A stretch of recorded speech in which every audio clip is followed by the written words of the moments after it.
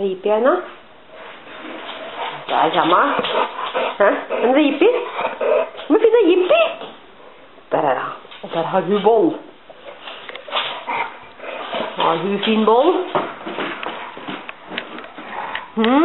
Har du fin boll? Skal vi da Frank få låne bollen litt? Kan du låne bollen litt da, Frank? Får du ikke lov å låne den? Nei.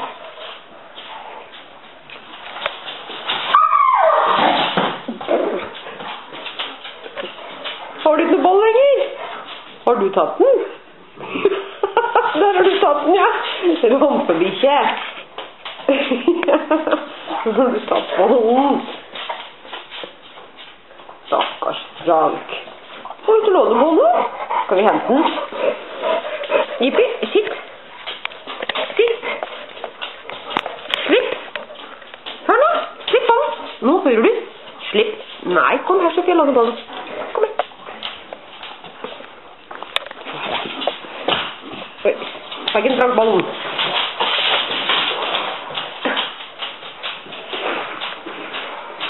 Der er bollen. Hvor lenge har den bollen, tror du? Der har du jentene. Har du ingen boll?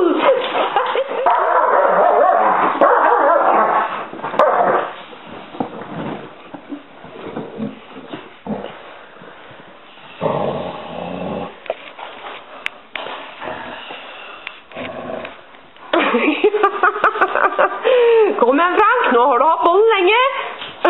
Veldig lenge. Kom igjen da. Flink gutt. Han nyter altså bollen. Dennis, hjelper Frank litt.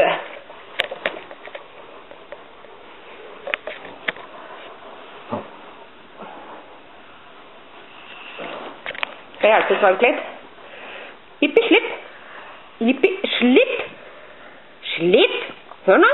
Jippi. Jippi. Nå må du slippe. Jippi. Jippi, hør. Den er Frank sin. Jippi. Slipp. Slipp. Slipp. Slik, ja. Da har vi Frank på.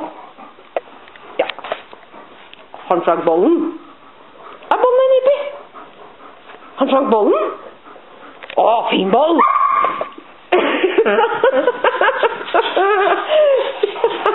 Så.